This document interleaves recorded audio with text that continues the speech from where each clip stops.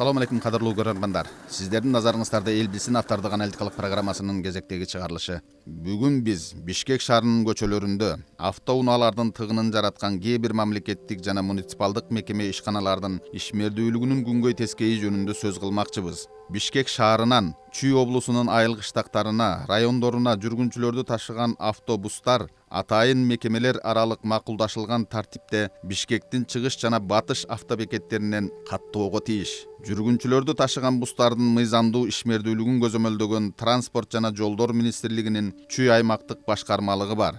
Кыргыз Республикасынын Транспорт жана жолдор министрлигинин бул аталышы бир кулач болгон башкармалыгы Бишкектеги батыш автобекетинин 2-чи кабатында жайгашкан. Бирок Чүй аймактык жүргүнчүлөрдү ташуучу автотранспорттордун ишмердүүлүгүн көзөмөлдөгөн бул башкармалыктын жетекчилери өзлөрү отурган иш бөлмөлөрүнүн алдынан батыш автобекетинен каттоого тийиш болгон эл ташуучу автобустар айдоочулар үчүн ыңгайлуу болгон Бишкек шаарынын көчөлөрүнө эбак эле жайылып тарап кеткендиги жөнүндө кабары жок экен. Ал эми Сокулук, Кайыңды, Кара Балта багытына каттаган каттамдардын айдоочулары бизге колундагы маршруттук карталарын көрсөтүп, биз так ушул жерден жүргүнчүлөрдү салып толтуруп, анан кетүүгө тийишпиз. Мына атайын тараптардын макулдашуусу менен бекитип берилген карта деп бүгүнкү күнгө чейин башаламандыктын кесепетинен батыш автобекетинен жүргүнчүлөрдү салууга милдеттүү экенин билбегенин тастыктап сүйлөп жатты.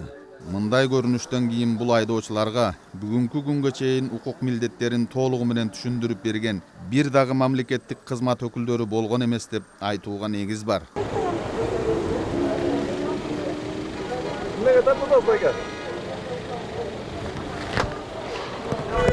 Кайсы жерден жүрүш керек? Маршруттар өзү. Ошол жерденби? 400 пункт назначения барып келген схемаңар, картаңар барбы силердин колуңарга? Кайсы жерден? Бергилечи көрөйүн.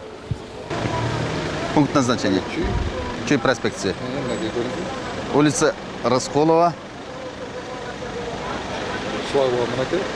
Ага. Чо сеники западный автовокзал деп атпаймын, акыркы пункт назначениеңи? Бияк деген мына ондайдан барып атпайбы? Жо сен андайдан барганың ал, сен барып ошол жерден киши ала турган жериңде Мауреки. Сен бул жерден киши алып атпайсыңбы? Сен аты жөнүң ким? Айбек. Айбек. Мынакей карабайсызбы? Биз мына жер табыз Сокулуктан. О, Сокулуктан келдиң. Могу шлагбаум. Шлагбаум. Бир койдун стрелканы. Стрелканы көрүп атам. Мынакей. Вокзалдан өтөбүз. Аяк остановка, киши түшүрүп эле өтөбүз. Түшүрдүңөр. Кайда дайтиге эми мына Маладай көрдүм өзү чыгабыз, Рыскова менен келебиз. Кулиева, Павлова. Кайра мындан кеттик кайра. Кулиев, Павловадан ушул жерден киши аласыңар, Силерге ушундай уруксат берген? Ким берген ушун уруксатты? Ал эми Кара Балта, Кайыңды, Беловодск багытына каттаган бустардын айдоочулары кадимки эле Бишкектин батыш дарбазасы аталган тосмо шлагбаумда кас катар тизилип туруп алышып, өзүнчө эле чакан автобекет уюштуруп алышкан. Каттамдардын ички тартибин көзөмөлдөгөн айдоочулардын бригадирлери да мына ушул жерде турушат. Вокзалды барып көрсөңөрчү, ичин баарын стоянка кылып салды. Тягын туруп, биян туруп. Ошону айтабыз. Место жок барып коюн. Тура эле. Анан ал место стоянка кылып салды, бүт бош турат. Айка кирип акча төлөгүлө дейт да, биз эмнеге төлөйбүз? 40 жыл мурун мен атам менен бияка келгенбиз. Беловодский, Сокулка. Вот именно шлагбаум. 40 жыл, уже 40 жыл биякта иштеп атат. 40 жылдан бери эле бул жерден ташып атасыздар, Ушул жер шлагбаум бияка. А бирок колуңуздарга чийип берген карта боюнча автовокзал деп чийип берет. Эмчи шлагбаум дагы бар да, Жок, шлагбаум эми баратканда кайрылып келаткан дагы бар да. Бирок негизи мен жок, пассажир эч качан көрбөйт. Туура. Мен айтам 40 жыл мурун биз адам экөөбүз могу жерден отурганбыз. Эгерчи байке, бул маяктан келип аткан маршруткалар через вокзал өтсө, анда көмөк.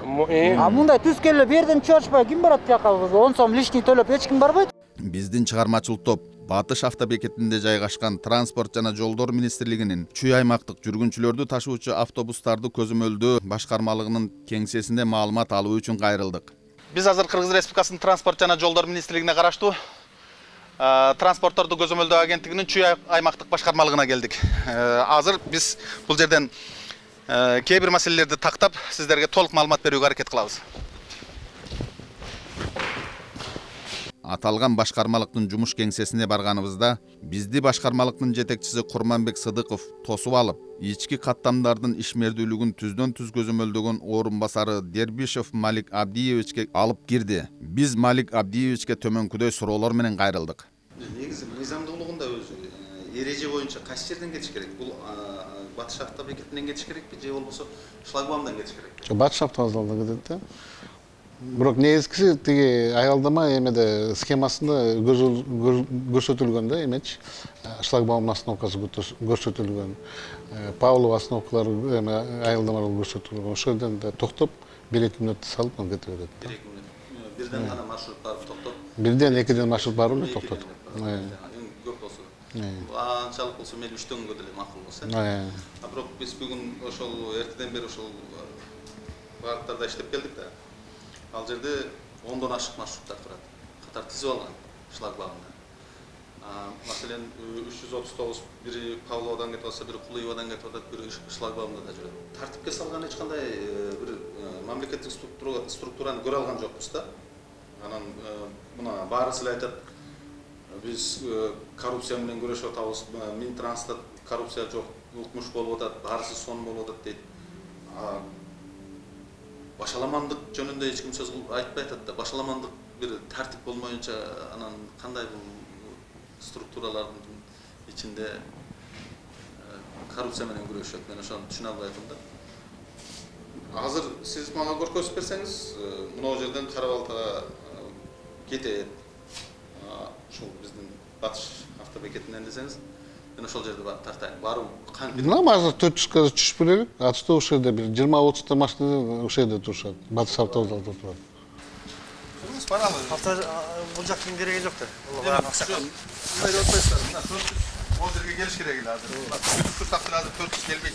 Мына урматтуу телекөрүүчүлөр, биз чыгыш автобекетинде 400-чү автобустар, Сокулукка каттачу автобустардын токтоочу жайына келдик. Бул жерде биз келген убакытта бир дагы бус жок. Баарысы жанагыреки Ош базарында Павлов көчөсү менен Чүй көчөсүнүн кесилишинде турат. Бул жерге келсек, бул жердеги кызматкерлер айтып атышат, мына ушул жерде туруш керек эле деп. Алар негизинен турат деп биз менен талашты, бирок мына жок. Бир дагы машинаны көрө алган жокпуз бул жерден.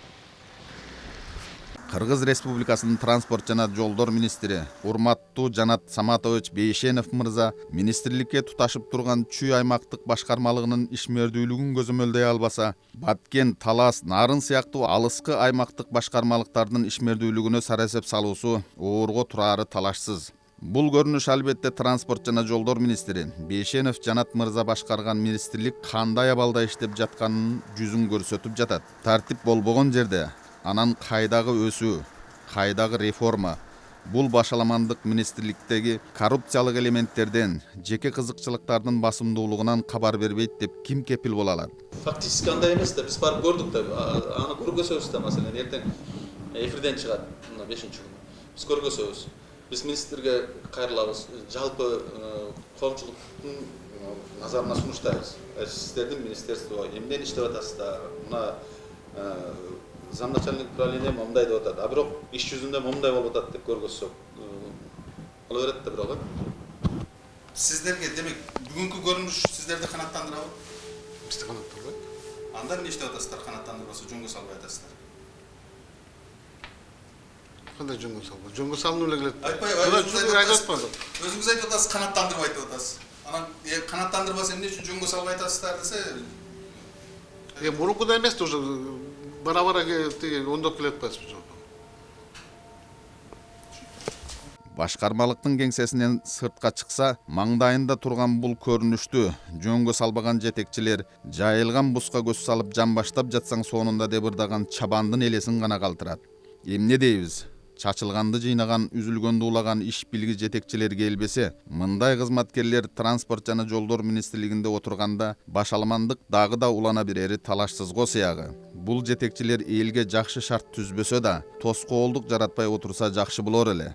Мүмкүн министр мырза Жанат Саматович өзү жеке көзөмөлгө алып, эми мындан ары жөнгө салар.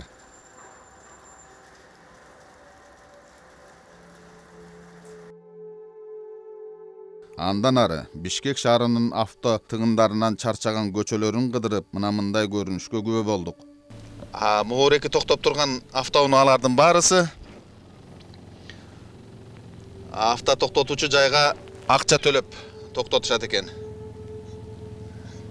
Ал акчалар кайда кетип атат, мамлекеттин казынасына түшүп атабы же жокпу? аны тактаган азырынча эч кандай бир кызматты биз көрө элекпиз. Бул маселе боюнча албетте сураштырып, эфирдин аягына чейин так маалымат алганга аракет кылабыз. Автоунааларды токтотуучу жайга айланган көчөлөргө мейли, ал эми базарга айланган көчөлөргө албетте сөз жок. Автоунааларга аралашып эле моореки арабалар көчөгө чыгып кеткен. Арабаларда бардык нерселер сатылып атат. Моореки Киев, Кулиев көчөлөрүнүн кесилишинде. Бир жеринде тамак аш, бир жеринде кийим-кечек, бир жеринде карасаңыз чарба буюмдары түшүнүү мүмкүн эмес. Бишкек шаарынын мэри Сурахматов Азиз Эмилбекович шаардын бул чөлкөмүнө мэр болгондон бери бир да жолу басып келбесе керек деген ойго кабыласың. Бул абалды көргөн мэр эмес, бул көчөнүн кайырчылары да бул көрүнүшкө кайгырып отурат. Эгерде мэр келип көрсө, шаар башчысы катары бир чара көрмөк. Ал деле адам да жүрөгү оорумак, кайгырмак. Сыягы мамлекеттик маанилүү иштерден Азиз мырза чарба иштерине колу бошобой жүрөт го. Бул сиздерге мындай туура эмес багытта берип атат да. Маселен, могу жерге числону жазыш керек эле. Мына монда 00 92 01ден 00 93 00го чейин тиштаптыр да. Анан ушуну кайсы күнү тиштаган? Сиздер муну канча бунда сиз бар иштеп атасыз да. Мында бир отчетность болуш керек да. Мына күн мен кечке чейин мынчаны саттым. Мамча машина келип токтоду деп сиз айтышыңыз керек да. Аларга отчет бересизби же отчетность жокпу сиздерде? Отчет берем да. Моореки талондун калганын санап берем да. Калганын санап ошо күндө өткөрүп берип турасызбы? Белки заменге эле келдим да тиги жумуш үчүн. Сен баары башка жерде иштейсиз. Заменге келесизби? Кандай келесиз? Эми сиз иштеп атасыз да бул жердечи. Ат жөнүңүз ким? Азим. Азим. Мына ушундай көрүнүштөргө күбө болгон соң, Бишкек токтотмолору жана унаа туруктары муниципалдык ишканасынын директору Момоконов Ислам Талантовичтин жумуш ордуна барып маалымат алдык. Мына биз ушул жылдын башынан бери эле ушул жерди пайдаланып токтотуп келатабыз. Мына сиздерге токтотуңуздар деп өзлөрү колу менен жазып берип атат. Моорекиндей талонду алып алыптыр. Бул талондун уйпаланып эчтекеси калбай калган сырты. Канчаны берип, ким берип атат муну, кандай шартта берип атат? Бул эсеп чот барбы мында? Баш аягы канча талон берилет бир күндө? Бир күндө приблизительно канча машина токтоп, канча машина кетип атат? Бир мунун эсебин алган киши барбы маселе? Бар ошондо. Бунун эсебин алган биздин ишкана болот. Эсебин биз талонду подотчет кылып туруп, кол койдуртуп беребиз. Анан кийин жанагындай баягы человеческий фактор болуп атат. Ошону карабайсызбы? Эми азыр пока бүт баарын тең биз мындай бул жылдын экинчи кварталы менен буюрса автоматизированный кылайын деген ой бар. Жүргүнчүлөрдү ташыган коомдук транспорттун аялдамасын унаа туругуна айлантып, карапайым элден акча жыйнаган муниципалдык ишкананын жетекчиси Ислам Момоконов бир жылдан бери мындай аянычтуу абал менен таанышууга убактысы болбой, жөн гана акча жыйнап келатканы өкүнүчтүү. Биз мына азыр Бейшеналиева Чүй көчөсүнүн кесилишинде турабыз. Бул жерде жүргүнчүлөрдү ташуучу автоунаалар токтой турган аялдама экен. А мунун жанында атайын машиналарды токтотуучу жай кылып алышып, монтип 25 сомдон талон сатып атат токтогон машиналарга. Машиналарды токтотууга уруксат берип атат. Автоунаалар мына катары менен токтоп турат. Ар бир токтогон автоунаадан 25 сомдон Бишкек шаардык муниципалдык ишканасы акча жыйнап атат. Кечирип коюңуз паке. Сиздер бир жакка келдиңиздер беле? Кире албай калдыңыздарбы? Эмне жол жабыкпы? Жок, жол жабык эмес. Машина көп турат. Күтүп эле турганга да, Демек, машинаны мындай токтоп турганга убактылуу жер жогунан көчөгө туруп калдыңыздар да? Мына урматтуу телекөрүүчүлөр, тез жардам унасы атайын чакыруу менен келип, кай жерге токторун билбей, жолдо, көчөнүн боюнда турат. Канча өткөн машиналарга тоскоолдук жаратып, мына тез жардам унасы мына ушул жерде токтоп турат. Биз келип сурасак, машинаны токтотууга мүмкүнчүлүк болбогондон улам ушул жерде токтоп турам деп айтып атат. Аялдама унаа токтотуучу жайга айланган соң, жүргүнчүлөрдү ташыган автобустар бараткан жолдун ортосунда мына мынтип токтоп, баш калаанын жүргүнчүлөрүн ушундай абалда тейлеп жатат. Декабрь айына Қанша төктіңіз, ақша январ айына қанша төктіңіз, төгесіз десек, өзлері білбейді қанша төккенін. Сентябрь айына қанша төктіңіз білбейді. Bir күнде мейлі geçen қанша төктіңіз деп сұрадым да мен десем, айтады 200 сом төктім деймін. Анам 20 сомдан беріп отқан болсаңыз 8 машина тоқтады bir күнде десем, ал айтады, эми 8 машинадан көрегіле тоқтады, бірақ 150 сом өзімді үйге алып кеттім дейді. Бұлардың емгек ақысы қандай болып өлчөнөт. Маселен, ошондо мен азыр сизге айтайын, Шүй көчөсү менен Киев көчөсүнүн ортосундагы аралыкта турган парковщик ушинтип айтып атат. Мен bir күнгө 200 сом төлөйм дейт. Bir күнгө 200 сом төлөп турган болсо, ал жерде bir күндө 8 машина токтобойт да негизи. 80 машина токтосо керек, такыр болбогондо. Биз бул айткандай мен дагы азыр өзүм специалисттеримди жөнөтүп бул боюнча билгенге аракет кылам, но бирок бүгүнкү күндө биз деген ушу 8 январдан баштап пилотный проект кылып келеткенбиз. 8 январда биз Бешиналиева Токтогулдан баштаганбыз, Бешиналиев Московскийден баштаганбыз.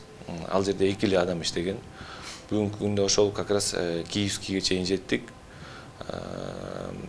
Бул эми мындай экен да, bir күндө барып туруп пилотный кылып запускать эткенде сиз айткандай эле, ооба айырген бая 80 машина батпайт физически. Жок, кирип чыкканда да мындай бар.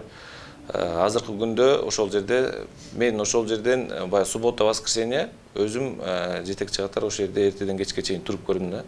Баягы спорный моменттер болот экен.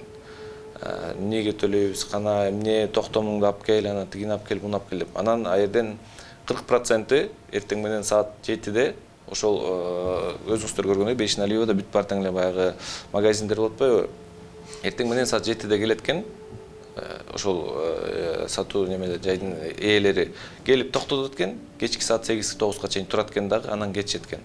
Арасынан сиздер өзүңүздөр көрсөңүздөр керек, бир 3-төн 1 болгон жерден эле машиналар алмашышы мүмкүн. 4 автоунаа токтотуучу жайын 1 жылда 14кө жеткиргенине кубанган муниципалдык ишкана 1 жылда 2 миллион сом мамлекеттин казынасына акча төктүк дейт. Эмнеге экинчи катара койдуруп атасыз сиз? Эмнеге уруксат берип атасыз буларга токтогонго? Акча төлөп атышабы? Берген берет, бербеген жок. Канчадан төлөп атат? Муну берген. 25 сомдонбу? Муну bir күнгө эсептеп беребиз сиздерге же мындай эле берип коебу? Жок, берет, ой берет, анан муну төөнүнө кайтарып берет. Бердалиев Сабыр Мамырканович сизби? Ооба. Мен бир нерсеге таң калганым, бул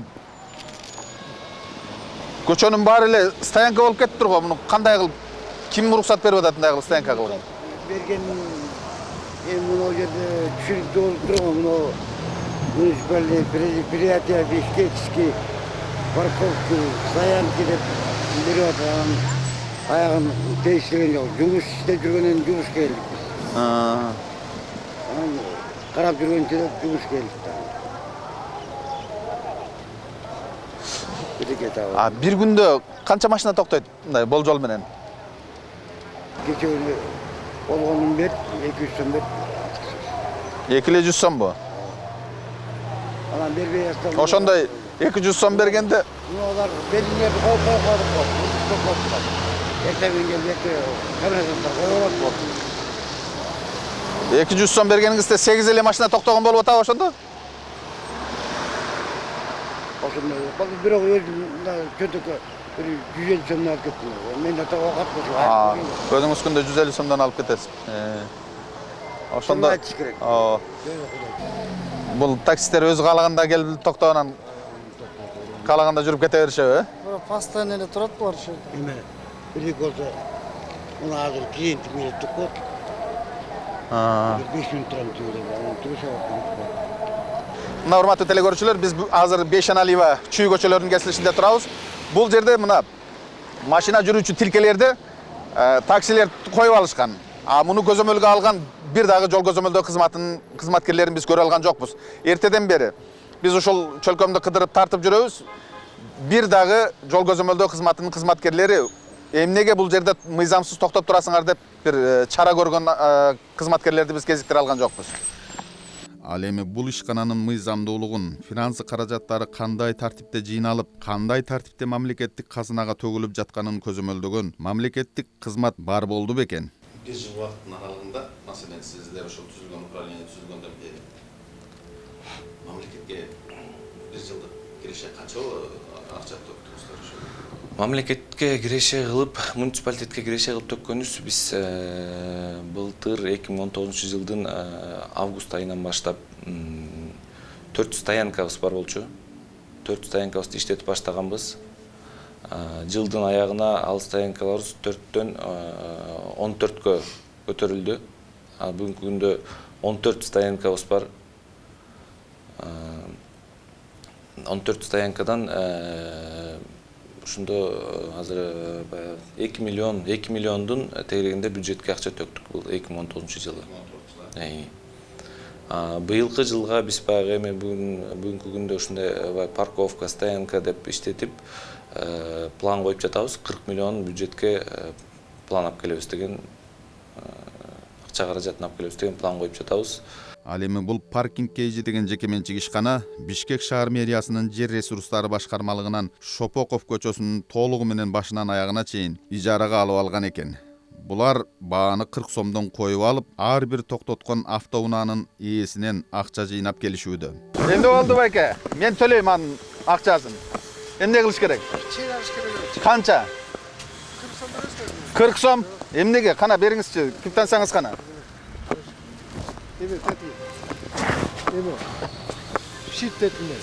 Инструкция.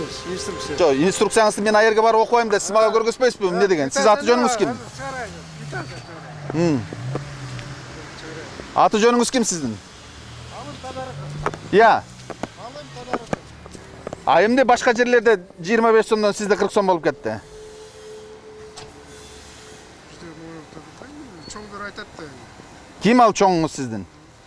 Өзү каалаган эле басым кое береби чоңдор? Жок, мына буякта инструкция жазып турбайбы? Жо, инструкцияны ким жазган ошону? Ошо чоңдор жазган. Ким чоң? Кандай чоңдор? Чоңуңуз ким ошо? Жазган чоң. Ошо мэрия деген буяка бериптир бизге, биздин чоң. 40 сомдон акча жыйнагыла деппи? Негизи бул жолду деген арендага берип коюптур да 21-жылга чейин. Кимге бериптир? Ким бериптир? Ошо чоңдордон сурагылачы мен. Жо, иштеп атам. жо, сиз иштеп аткандан билишиңиз керек да. Мен документ көрсөтөйүн отуруп. Сизди мындай бир мыйзамдын негизинде, Мыйзам негизинде Трудовой кодекстин негизинде арыз жазып, анан жумушка турасыздарбы же сиздер кимге жазгансыз арызды? Мына биз башка жерлерден барып келдик, 25 сом деп турат талон. Сизде ушул муниципалдык предприятие Бишкекский парковка и стоянка дегендесизби дагы? Же сиздики башкабы? Биздики ОСО. Сиздики ОСО кана? ОСО кейжи паркинг. Сиздики укмуш экен, аталышы да башкача экен. Мына буякта документти көрүңүз. ОСО кейжи паркинг. Кана бериңизчи ОСО кейжи паркингти көрөлү. Жер участогун убактылуу пайдалануу укугуна күбөлүк. Муну кимге бериптир? Ким бериптир? Баш аягы жокпу мунун? Бар. Мунусу буякта окулуп. Мындайынча окшойт, э? Так. Жер участкасында менчик укугун чектөө. Таң калыштуу. Азыр коюп туруңуз. Акырын башынан баштап окуйт. Бизде убакыт кенен атайын ушул материал чогултканы келдик сиздерден. Атайын иштейли деп. Бул акчаны кантип чогултуп атат? Бечара элдин чөнтөгүн кагып алып эле булар кайда төгүп атат акчаны деп. Бир күндө канча машина токтойт сизде? Мага тиякта инструкция менен беришет. Эмне деп берет? График боюнча тиякта бар да. Жо, администрация берет. Канча машина келип токтойт бир күндө? Эми кирип чыгып турат эми бул. Эми ушул жерден тияка чейин Канча машина батат бул жерге? Менин участок. Канча машина батат берге? 19 машина батат. 19 машина? Жо, арендодатель деген Бишкекский мэрия болобу эмне? Мэрия города Бишкек. Мэрия города Бишкек. Түшүнүп атабыз аны. Сиздердин ОСО кана? Жо, сиздердин ОСО чек чыкканда чыгат ал. ОСО бар деп атпайсызбы? Кайсы ким менен түзгөн договорду кана? Экинчи тарап реквизиттердин бул жерде тараптардын реквизиттери могу жерге жазылган да, э? Арендатор жөн эле подпись. паркинг KG деген, Жоқ, эмнеге Поповтук турбу. Эчтеке жазбаптыр го. Управление арендодатель. Ал түшүнүктүү. Арендодатель управление земельных ресурсов мэрия города Бишкек болуп атат, ал берип атат. Алгандар арендатор Попов деп коюптур. Печат басып коюптур, печат окулбайт мына.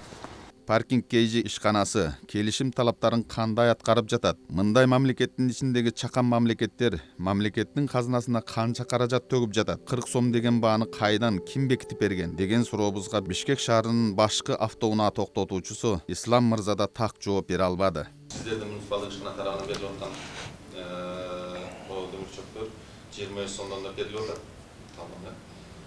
Булар паркинг KG 40 сомдон. Бауыреке Шопок көчөсүндө башынан аяғына чейин Шопок көчөсү 40 сомдон жыйнагачы. Муну кандай түшүнсө болот? Эмне үчүн алар өздөрүнүн каалагандай баа коюп алышкан?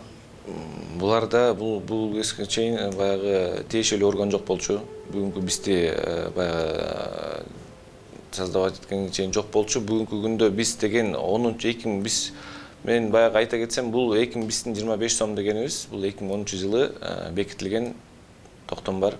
25 сом деп, именно туруктар үчүн деп. Булардын 40 сом бекиткенде, булар жана айтып кетпедим, булар эч кимге согласовать эткен эмес экен. Биз азыр эми баягы ооз эки айтпастан запрос кылып жатабыз. Биз тиги жер ресурстар башкармалыгына дагы запрос бердик, потому что эми документтер келип атат, копия келет, ксерокс менен келет. Эми анын баарына тең, что баягы печать болуп официально келбегенден кийин бирөө жөндү бирдеме деп айтыш азыркы күндө баягы кыйын болуп калды. Анан эми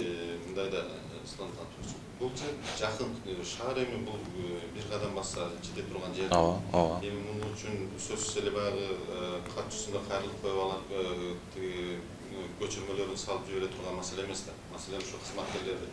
Сиз жанагы штаттык бекетте 10 кишини кармап отурбай 11 киши кылып бирөөнү алып мүмкүн ушул документация менен иштей турган бул эмне документ мүмкүн юристтерден бирөөнү кызмат кыласыз дагы ушул чараны көрсөңүз болот эле да. Булар эмне үчүн момундай иштеп атат? Муну бир тараптуу эмне үчүн бул келишимдерди бузууга болбойт?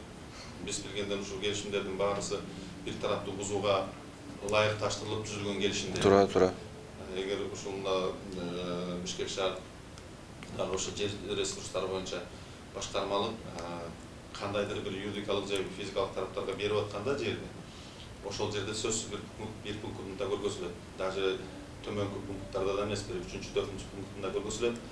Эгерде шаар тарабынан, мэрия тарабынан коюлган талаптар так аткарылбаса, эгерде ошол биздин тура. Көзөмөлдөн сыртка чыгып бараткан болсо, биз бир тараптуу келишимибизде мэрия укуктуу деп көрсөтүп атпайбы?